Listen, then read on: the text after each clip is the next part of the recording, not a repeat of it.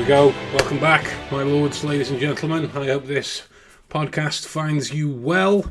I'm sorry, first of all, if I sound rough. I am getting over the most egregious of illnesses, man flu. I believe it's known colloquially as from around the world. Nothing fatal, just large doses of moaning and complaining on my part. But with that in mind, we are going to be talking today about how we all have essentially reduced our concept of awareness down to crowdsourcing visual data strains, right? And one of the links that you'll find in the description below when this goes out as part of the finished product is a data map for parts of London where you are most likely to get your phone stolen. Right? Which is interesting, that our awareness of the world around us is apparently that small that we need to have a visualized concept crowdsourced in order to tell us where to go and where not to go, that we can only access through here rather than looking up. Bob, what do you make of it? Yeah, it's interesting. I did the post on LinkedIn about this week because it's one every 7 minutes, I think, a phone is stolen in London, and it got me thinking about are there people who are naturally victims, and is it because of the way they present themselves? And this links into something which I did years ago at university, looking at this particular subject. And it's very much a East versus West thing, because what we think about and talk about, but we don't talk about it enough, is presence. Absolutely. Or as they say in the East, aura.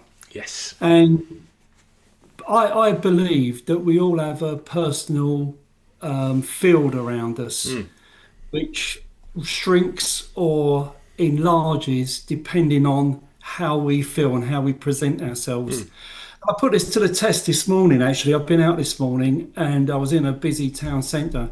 So I decided to walk straight, be very confident, make a confident pose, make myself as big as possible. And lo and behold, people got out of my way as I was walking along the pavement. I didn't have to walk round anyone. They parted to let me through. So I think there is some mileage in this. I think that it's we have this personal force field or a presence or whatever you want to call it. And so by default, we can be streamed as victims or aggressors. I mean, it's absolutely right, and the reason that I fear that contributes to this. Granted, it might be a small dose of hyperbole, calling it an awareness pandemic, but the amount of people I personally have seen nearly walk into traffic because they can't stop staring at their phone. This might be getting to a pandemic kind of level. And it seems to be that there is a misdiagnosis of where the fault is. And if we look at it from my polar profiling method, you've got people, objects, locations, actions, and reasoning. And the reasoning that this article seems to be putting forward is that it is the location that is the problem, right? And if you think about the wider issue that addresses as parts of questions, are we saying that more criminals just congregate in that area? Or there is more of a specific type of thing in that area? Is that just a misappropriation of statistics? What are we saying here by default? Or is it more likely that the actions, as you put forward, by the people with their objects, make this specific type of crime more likely because of the trend that people are having through a lack of presence in what it is that they do, through a lack of awareness of what it is that they do. And I've seen that people have started. I say people, businesses, just because I don't know who they are. Will long cords, like you get a lanyard for your ID badge at work. There's now long cords that you can get for your phone. When alternatively, the solution to that is presents. Right? If you're wandering down the street, how important is the doom scrolling that you're doing at that particular stage? And what kind of a behavior is the individual learning by default? It's like a kind of attachment disorder almost to the device. There was a line that Andrew Scott uttered in one of the Black Mirror episodes. It was one of the poorer Black Mirror episodes when Netflix started throwing a lot of money at it. And it was the sky could turn purple and you would never notice because you refused to look up. And that's the idea that is translating out. If you haven't got any presence about you, you're going to bump into things. Right? There's a proprioceptive awareness, excuse me, of the house that you live in. Right? You walk through your kitchen, your office, your garage, wherever it is, however many times a day that you do. But the second autopilot steps in, or too much going on here, for whatever legitimate reason it might be, that's when you step on the upturned plug, or stub your toe on the coffee table, or miss the door handle that's right in front of you 7 times. Right? These are the elements that iterate out purely because you're not actually there. And this is the thing that we're looking to bring to the fore, right? So how do people practice presence? How do they go about doing that? Well, I think firstly, going back to the map you talked about, there is something to be said about locations, because one of the locations was the City of London, which is mainly a business district where people, and if you looked at the breakdown of when phones were stolen, they predominantly were stolen around lunch times, early mornings, and late afternoons, which is when people are coming and going from work. And so what these people want to do is to get them when they're open, because if they're closed and you've got adequate security, then they can't get into them. So they snatch them off you when you're using them in the street. So I think the location has got something to do with it, although it's not the whole thing, is that's when people are coming and going and likely to be on their phone to tell someone they're arriving or going, I suppose, or at lunchtime speaking to friends to reach agreement where to meet. Presence itself is something you can teach. It's not a natural thing. For some people, it is a natural thing, but for a lot of people, it isn't. And it was brought home to me the other day. I quite like to watch First Dates not First Dates, Married at First Sight. Okay. There's a UK version on at the moment, and it came home to me that one woman has suddenly discovered about 3 weeks into it or something that her husband isn't in it for the right reason, and she broke down and said to the others, "Why is it I always attract these men?" And so the answer to that is because you come over as a victim, love. You want it too much, you show too much, you open up too much, and predators love that sort of thing. They can then manipulate you. And I think that this is not a spoken thing. It is a spoken thing, but it is mainly the first time people see you.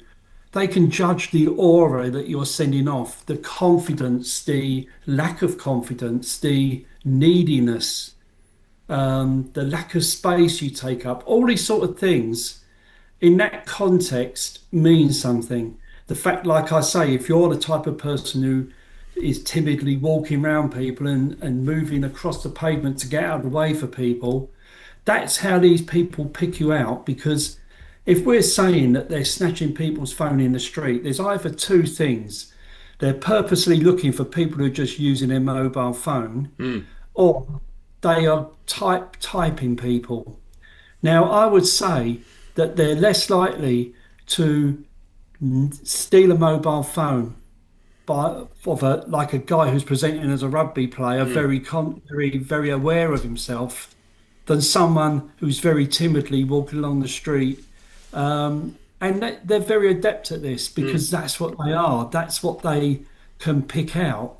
They're predators, Yeah. and just like in the animal world, um, in our world, they can spot the weak links.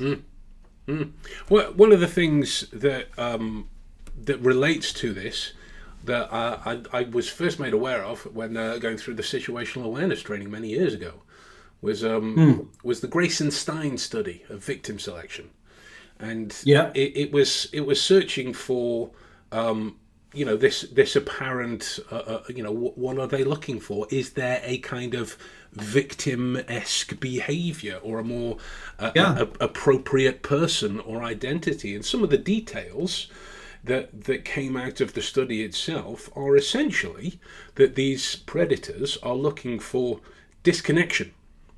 And disconnection from somebody leaving a tube station in the middle of London is going to be worlds apart from somebody walking the dog in the middle of the Peak District, right? Because they're two very different contexts, two very different situations.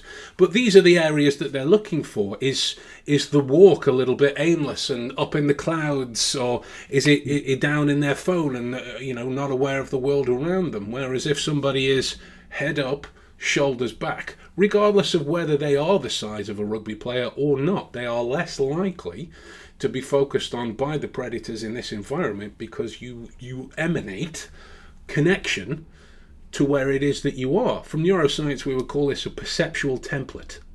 And this is the perceptual template of confidence, connection, awareness, the acknowledgement of the world around you. Think of the inverted properties of that. It can be somebody quite timidly, making their way through the situation, but it can just be as easily somebody who's off in the clouds. Either way, the through line that connects those two ideas and all of the grey area in between is a lack of connection to right there, right now, wherever that particular there is. And these are the people that are being selected, and it's horrible. Just for the sake of sending a couple of texts, however important. You stave off your awareness to do some other things. Boom, your phone's gone.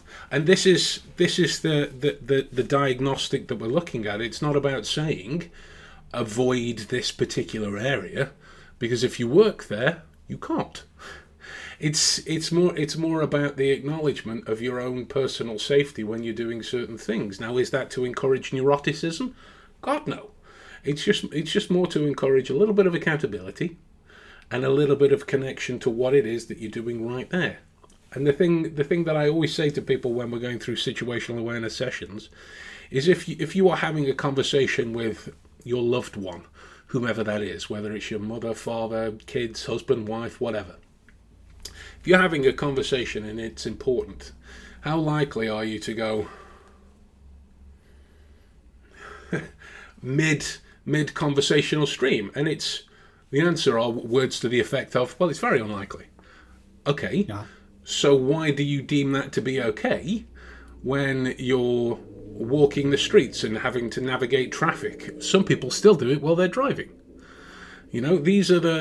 These are the questions that are being addressed for the sake of your own awareness of the environments that you act in. yeah. Yeah. It takes me back to thinking about years and years ago. This would be when I was in the police, working with a plainclothes unit, and we were targeting people who were stealing handbags from pubs.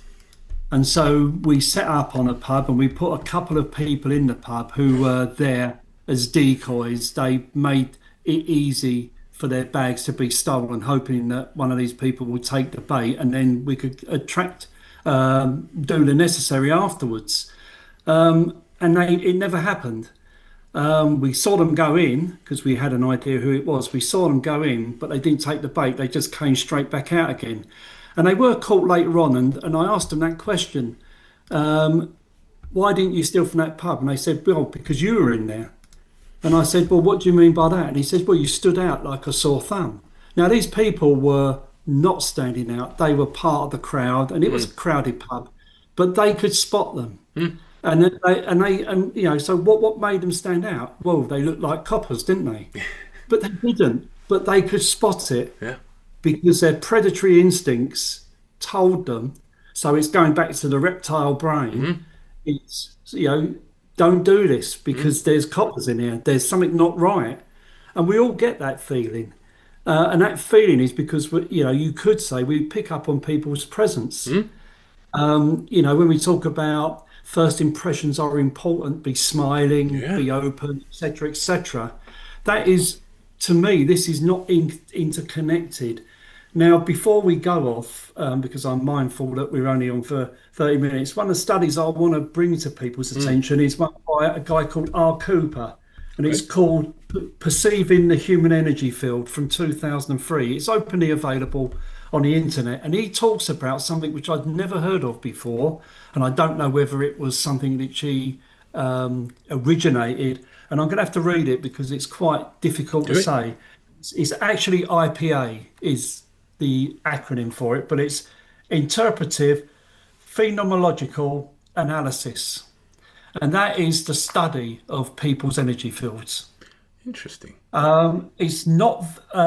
It's not very. It's only the study he's done is only with a very small amount of people, but he breaks it down into the different areas that he looks at and what he thinks attracts us or pushes us away from people, and how the field of energy between us orchestrates that.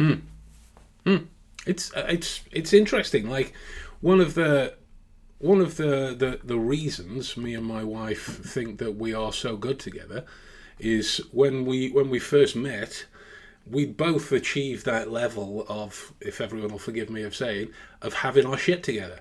We were so sick of meeting people that didn't. And having to accommodate for that in some way, that we put out this, well, all right, I'm not necessarily in need of someone, I would like someone, but here are my standards, and these are the connections. And I think it's very important to say, because we've touched on some spiritual sounding areas. It's not spiritual in the sense of the great ethereal unknown.